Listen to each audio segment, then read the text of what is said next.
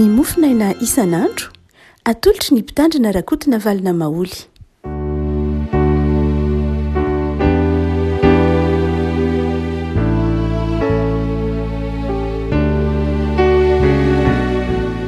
Falmiraba antsika ry havako tratra ity alarobia 13 ny volana oktobra ity.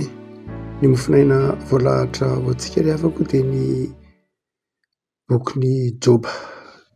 Joba 2:20. Joba 2:20 andiny voalohany ka hatramin'ny andiny fahaenina. Anaran'i Jesoa. Ary Joba dia namaly an'i Jehovah ka nanao hoe fantatro fa hainao avokoa ny zavatra rehetra ary tsy azo ferana ny fisainanao. Iza no mahatakona ny fisainanao amin'ny tsy fahalalana? Koa dia nilaza izay tsy fantatra dia zava-mahagaga loatra amiko izay tsy takatry ny saiko. Mifonona aminao aho, meno fahiteny aho, hanontany anao ka ampahafantaro. Fandrenesan'ny sofina ihany no nandrenesako anao fa ankehitriny kosa izao kosa dia masoko no mahita anao. Koa dia miaiky sy mibebaka eto amin'ny vovoka sy ny lavenona.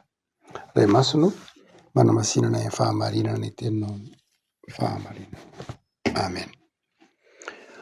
Ny fibebahan'ny mpanompon'Andriamanitra no aseho an'i Joba amin'ity mofinaina ity. Fibebahan'ny mpanompon'Andriamanitra tarafina amin'ny fibebahan'i Joba. Isan'ny manamarika ny fivavahana kristiana ry havako ny antsoina hoe fiankaikeloka na ny fibebahana. Isan'ny marina fa any amin'ny fivavahana maro ohatra hoe ny fivavahana judaisma, ny islamisma dia misy ny antsoina hoe fibebahana. Tsy ny fivavahana kristiana ihany koa no miresaka ny antsoina hoe fibebahana na ny fifonana na ny fiankaikeloka. Fa mampiavaka, manana izay mampiavaka azy manokana ny fivavahana kristiana izay asehon'ny bokin'i Joba eto amin'ity andiny vitsivitsy ity. Fa mialoha ny mahavahantsika an'izany ary lafin'ny fotom-pinoana dia andehantsika hiresaka kosa amin'ny lafiny ara-tsoratra masina hoe manahoana moa ny fibebahan'ny mpanompon'Andriamanitra tarafina amin'ity bokin'i Joba ity. Ny voalohany izay hitantsika hoe nahoana moa Joba no nibebaka? Inona ny antony nibebahan'i Joba? Fa inona no nahatonga an'i Joba mibebaka ary inona ny endrika, ahoana ny endrika nisehony izany fibebahan'i Joba izany ary inona koa aza ny mety ho akon'izany teo amin'ny fiainan'i Joba. Raha toa ka jerena dia mamaky any amin'ny 2:20 na toko isika mialohan'ny toko 2:20 ity dia ahita ny dindinika izay nifanaovan'i Joba tamin'ireo namany na tamin'ry Elifaza, Bildada, ry Elio sy ny namany dia ahitantsika ny dindinika lava nifanaovan'i Joba tamin'ireo olona ireo. Ireo olona ireo dia resy lahatra fa nanoto Joba. Indrindra izy toerana milaza voalazany amin'ny toko 1, toko 2 dia resy lahatra fa Joba dia nanota. Matoa Joba mandalo zavatsarotra, matoa Joba nandalo fahoriana, matoa Joba nandalo zava-manahirana dia satria Joba nanota. Fa raha toa ka jerena kosa ny toy ny tantara dia i Joba kosa nefa manizingizina fa tsy nanota. Joba dia resy lahatra fa tsy nanota. Na dia nitaona azy mafy ary ireo namany ireo hibebaka toy i Joba hoe za tsy manana zavatra antony tokony hibebahana satria za tsy nanota, ratsorina. Satria moa efa nirezantsika teto tamin'ny mofinaina indray manka fa Joba dia bokin'i Joba dia miorina amin'ny antsoina hoe théologie deutéronomiste. Ny antsoina hoe théologie deutéronomiste lava be fa ny ampahany amin'ny hoe ny olona rehefa manota dia ka miala amin'ny didin'Andriamanitra dia andairana ny antsoina hoe ozona. Ozona izay tenenin'ny teny hebreo manao hoe kahala na kelala avy amin'itao teny hoe kalala na kelala. Kelala izany hoe malédiction. Ilay kelala na malédiction dia ateraky ny ataontsika hoe ny fandavan'ny olona hanao ny sitrapon'Andriamanitra. zay le kelala, zany hoe lay amin'ny teny hébreu lay hoe ozona na malédiction na zava-mitranga vokatry ny safidin'ny olona tsy hanao ny sitrapon'Andriamanitra. Mifanohitra am'lay hoe eulogia aty amin'ny testamenta vaovao zany natenenako hoe beraka zany hoe fitahiana sy fahasoavana. De tsotra be amin'ny théologie deutéronomiste. Raha ohatra ny olona ka manao ny sitrapon'Andriamanitra de tahiny izy. Fa raha miala amin'ny sitrapon'Andriamanitra izy de miatram'lay kelalana, lay ozina. Deutéronomie toko valo amby roapolo andiny toko voalohany toko valo amby roapolo manontolo manazava an'iny arak'izany. Dia matoa ny olona zany azony zay amin'ny théologie deutéronomiste hoe matoa ny olona mijaly sy mangiry firy de nanoty izy zany. Fa raha olona tsy nanoty izy tokony ho sambatra, tokony ilamina, tokony hiadana. Ary satria Joba, lojika tsotra am'le théologie deutéronomiste, matoa Joba, ary satria Joba mijaly sy mangiry firy, maty zanaka, marary sy ny sisa zao, nanoty izy zany. De reo namany Joba, zay telo mirahalahy reo, de resy lahatra fa nanoty Joba. De nitemany hoe Joba aza miteny ianao hoe milamina fa matoa anao tratra ny zavatra loha, tsy tena nilamina tsara ianao fa nanoty ianao fa miverena, manoty ianao, mila miverina amin'Andriamanitra ianao. De Joba nanizingizina manao hoe za tsy nanota. Aty amin'ny toko roa amby efapolo ary de nampanatsoan'Andriamanitra amin'ny toko faha 2 de efa manomboka miteny amin'ny Joba Andriamanitra. Aty amin'ny toko faha 7 dia nanomboka amelony teninany Joba aloha zany, tenenany tompo any Joba de niten'ireo namany, nitenin'ireo namany, ireo namany Joba zany Andriamanitra. Niteny manao hoe diso nareo telo mirahalahy fa tsy mahafantatra anao intsony hoe fiza an-toetra nareo. Fa ny dikany hoe fiza an-toetra de zao na marina ary ny olona anankiray dia mety ho hiarany zavatsarotra izy ka dia lalovana fiza an-toetra Joba fa tsy ny teolojia nareo telo lahy akory ny marina fa i Joba de tena zao nandalo fiza an-toetra izy. Fa manomboka amin'ny toko faha 7 kosa dia natsoan'Andriamanitra Joba. Kosa manao hoe Joba, tsy misy olona marina eo anatrehan'Andriamanitra. Andiny 520 mahasarika ny mambany farangy fa ianao na mahafatotra ny lelany amin'ny mahazaka. Zany hoe aseho ny tompo de maneho fa manana fahefana rehetra izy. Joba zany dia teny hoe za nge tsy diso hoe de inona ny heliko Joba? Joba ataontsika hoe Joba de samy fandahatra tamin'Andriamanitra. Joba sanatria toy ny tsara an'Andriamanitra. Joba zay nanizingizina fa izy ny marina fa tsy diso anatrehan'Andriamanitra izy. De ampitahy ny bokin'ny Joba zany fa izao tsy misy olona marina eo anatrehan'Andriamanitra. Tsy zay heverina hoe marina ny marina eo anatrehan'Andriamanitra. Marina fa mety tsy nangalatra, tsy namono olona, tsy nijangadjanga, tsy nandainga, tsy nanina. Mety zay Joba, fa tsy ny fananana ho an'izay akory ny mahamarina anao eo anatrehan'Andriamanitra. Satria ny hoe marina ao anatrehan'Andriamanitra de fifandraisana tsy lafin'ny morala ihany akory no antsoina hoe marina. Mety tsy nangalatra ny olona, tsy namono olona izy, tsy nandainga izy, tsy namitaka, tsy nanina, tsy nanina, fa tsy zay ihany no antsoina hoe marina ao anatrehan'Andriamanitra. Raha izay dia de mety ho ataontsika hoe tahaky ny fahamarinana ny fariseoeny angamba. Fa izao ny antsoina hoe marina amin'Andriamanitra dia marina ara-pifandraisana. Ary Joba dia niaiky an'izay. Niaiky Joba fa tsy marina ara-pifandraisana tamin'Andriamanitra izy. Rehefa napetraka Andriamanitra manao hoe taony tsara anao. Toy ianao indray ny mieritreritra no marina noho zaho hoe Andriamanitra. Toy ianao ny mieritreritra ny tenanao ho marina noho za. Ary dia izay fieritreretantsika ho marina noho Andriamanitra izay ka mahatonga antsika mitsara an'Andriamanitra zay nibebahan'i Joba teo. Betsaka tsika rehefa malala amin'ny atao hoe fiainana kristianina ny mpanompon'Andriamanitra. Indrindray dia mitoky ny fahamarinantsika fa tsy mitoky amin'ny fahamarinan'Andriamanitra. Ary indraindray dia heverintsika ho toy ny droatsika ny tahian'Andriamanitra. Hoe Andriamanitra nge tsy maintsy mitanay, Andriamanitra nge zao izay fahatokisa-tena ho marina eo anatrehana, ho marina loatra ka zay nazo ilaza azy ao anatrehan'Andriamanitra no ahitsy ny Joba eto hoe tandremy tsara fa tsisy olona marina eo anatrehan'Andriamanitra. Ary tsy misy olona afaka hitsara an'Andriamanitra amin'ny fomba fitondran'Andriamanitra.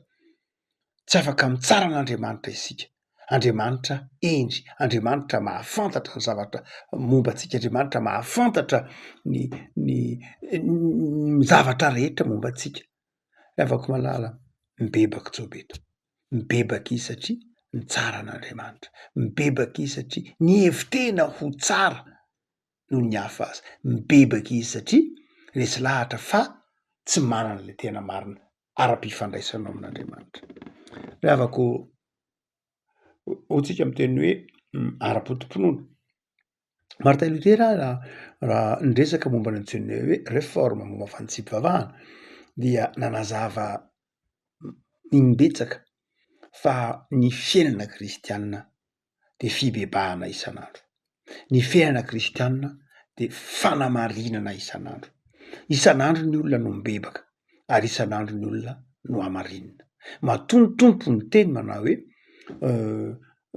rehefa mivavaka ianareo dia mitenena tsotra fotsiny zao hoe omeo anay ny hanina isan'andro, zany hoe isan'andro ny olona mangataka amin'Andriamanitra. Martin Luther de ohatr'izany koa, isan'andro ny olona no mibebaka amin'Andriamanitra ary isan'andro ny olona no amarin'Andriamanitra. Ny fibebahana zany de zao, tsy hoe zavatra tsy enjery akory fa ny fibebahana dia fifandraisana amin'Andriamanitra. Fibebahana de zavatra ataon'ny olona eo anatrehan'Andriamanitra. Ny fibebahana de fandinitena ataon'ny olona isan'andro.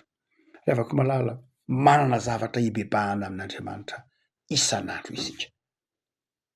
Tsy hoe ny fibebahana de ataondray maka eny tokoa, zava-dehibe le hoe manaiky an' Jesosy ho tompo sy mpamonjy, fibebahana zay. Fa isan'andro tsika miaina an'io fibebahana io. Mametra-panontaniana manao hoe nanahoana ny fifandraisako taminao Andriamanitra? Sao de nanamary-tena? Sao de tsy nitsara tena? Sao de nihevitra ny tenako marina sy mahitsy aho? Sao de nihevitra ny tenako mendrika noho ny hafa aza? Sao de tsy ampy fifandraisana taminao tahaka any Joba? Sao de noheveriko ianao Andriamanitra fa hivela ny tenako?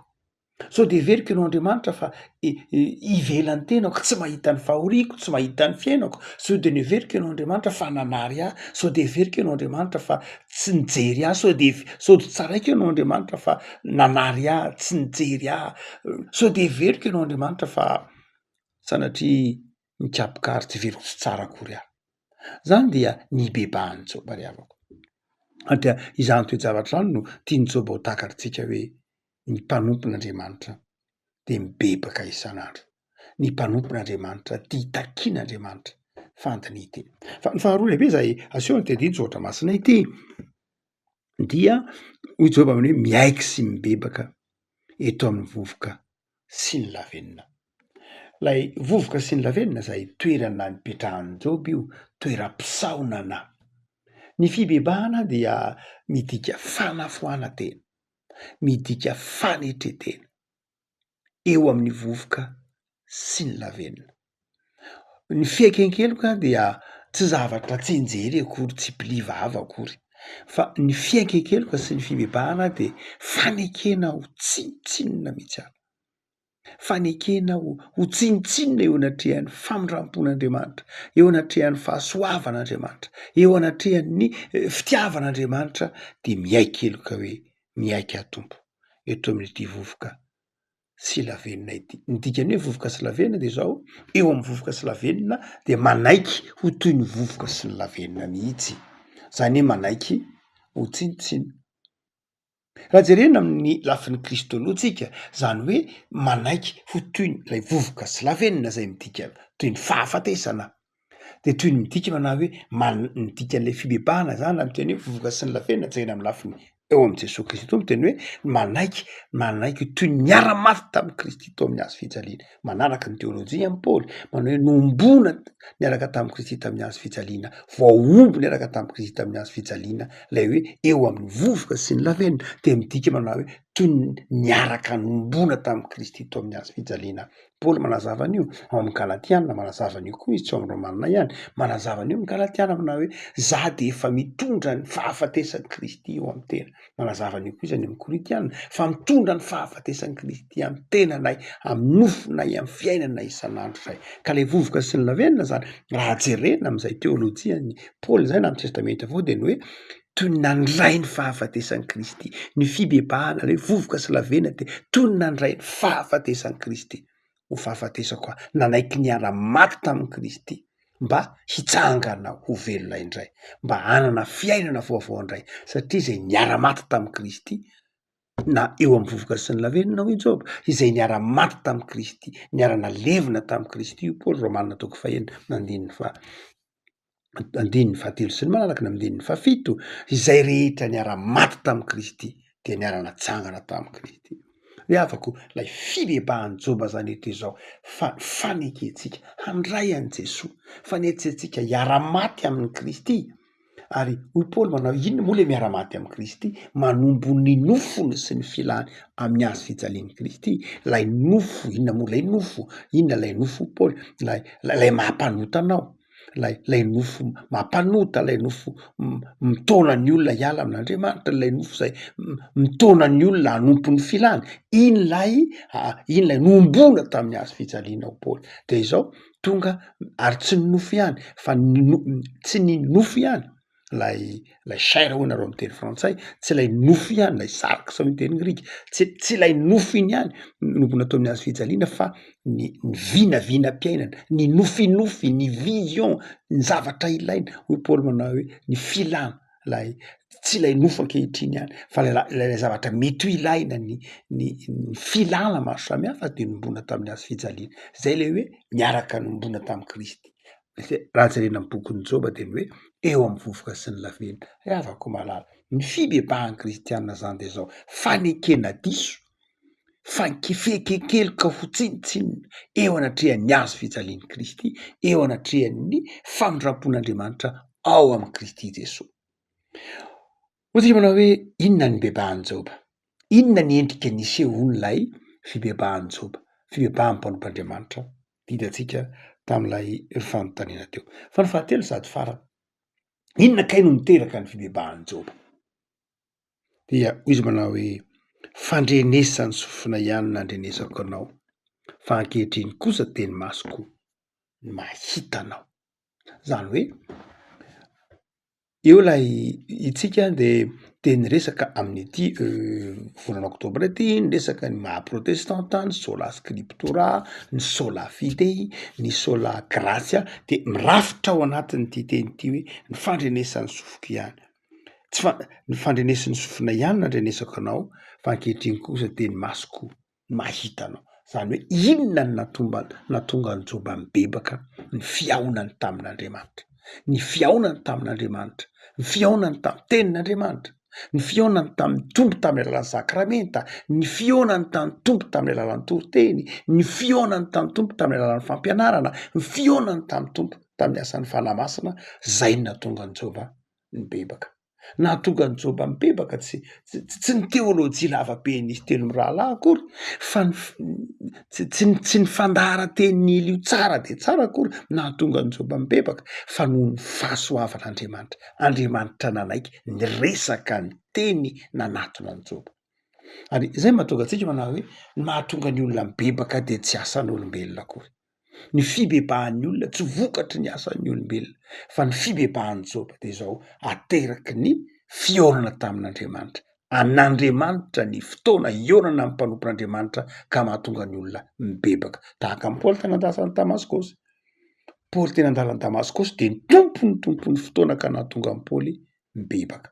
Ary fibebahany io de fiaonana rendez-vous amin'Andriamanitra amin'ny fotoana tsy eritreretana azy. Zay Andriamanitra ny tompon'izany fotoana izany. Tsisy olona azo terena hibebaka, nandresy lahatra angely fasy, nandresy lahatra Bilidady, nandresy lahatra Elio. Fa zao tsy nampiova ny Joba. Fa rehefa Andriamanitra kosa no niteny tamin'ny Joba, rehefa Andriamanitra kosa no nibitsika tamin'ny Joba, tsapan'ny Joba tsy ny fandrenesan'ny sofina ihany, hitako zay le sola gratia, tsapako ny fahasoavanao, dia nibebaka Joba. Ry havako malala, ny fibebahana de ateraky ny fiaonan'ny olona amin'Andriamanitra. Ary zay dia Andriamanitra rery ihany ny tompon'izay fotoana izay. Andriamanitra ihany miasa ao anatin'izany fotoana izany ka mahatonga ny fiovampon'ny olona. Fa rehefa miona amin'Andriamanitra ny olona de babon'ny Kristy izy, de miteny tahaka ny Joba manao hoe miaiky aho tompo, eto miaiky sy mibebaka eto amin'ny vovoka sy ny lavena. Ry havako, ny fiangonana protestanta isika am'izao fotoana ahatsiarovana ny réforme zao de manome toerana antsoina hoe fibebahan'ny tsirairay. Manome toerana antsoina hoe fibebahan'ny tsirairay manatona an'Andriamanitra, fibebahan'ny tsirairay manatona ny tompo, fibebahan'ny tsirairay manatona ny fahasoavan'ny tompo. Noho zany de am'izao réforme zao atsiarovantsika ny réforme dia enganenao ahatsiaro fa mamangy ianao isan'andro Andriamanitra. Andriamanitra teo akaiky anao amin'ny alalan'ny soratra masina. Andriamanitra teo akaiky anao amin'ny alalan'ny toro-tenin'ny fiangonana. Andriamanitra teo akaiky anao amin'ny alalan'ny fahasoavana izay etafiny anao isan'andro. Alarao tiarina fotoana ionana amin'ny tompo. Vavaksika. Tompo amisoranao zay noho ny amin'ny teninao izay azonay novakina amin'ny tenin'ny razanay. Nitaonanay mpanomponao, nitaonanay atsiaro fa ny fibebahan'ny mpanomponao dia ateraky ny fionana aminao. Ny fibebahan'ny mpanomponao dia niteraka fanetretena, teraka fanafoana-tena. Ny fibebahan'ny mpanomponao dia fionana amin'ny Jesosy zanakao, ka mahatonga fifaliana sy fiadanana, mahatonga fiankinkeloka sy fiavaozam-panana. Saora tompony amin'ity tontolo andro omenao anay ity izay apetraka feno am-pelantananao. Mamelà anay tompo, raha misy zavatra mety ho nampalahelo anao nataonay, na amin'ny eritreritray, na amin'ny asanay, na amin'ny fikasanay. Mamelà ny heloka raha mety misy nampalahelo ny hafa sy nampalahelo ny namanay nataonay. Fa vaozy izay tahaka nanavaozanao any Joba. Dia terizy mandrakariva hanana fiadanana sy fifaliana izay. Havaozy isan'andro ny herinay, ahafahanay manompo anao amin'ny fitiavana sy amin'ny fanetretena. Jereo ny asanay Jesosy, ataovy mahavoka atao voninahitra. Jereo ny fahasalamana, dia jereo ny mpanaraka zao mofinainy izao isan'andro. Trotronay ambavaka ho tahinao, ary ho hamarinina amin'ny isa-tokantrano sy isam-batan'olona ny teninao, fa ny zanakao sy ny asan'ny tananao adidinao ihany. Jereo ireo marary, jereo ireo manana olana, jereo ireo manana aty-panahy, jereo tompo f'Andriamanitra fahasoavana ianao, dia meteza amindra fo. Dia mitoera mandrakariva aty am-ponay hanananay fiadanana sy fifaliana. Ho avaozina isan'andro ny fanoloran-tenany. Misaotra Jesosy. Amen.